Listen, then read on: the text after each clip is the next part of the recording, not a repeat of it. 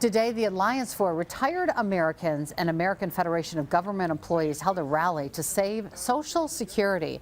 Protest organizers say Congress must fund it to fix it, arguing that the federal government must protect, modernize, and expand the Social Security Administration so it's capable of serving the millions of Americans who rely on its services.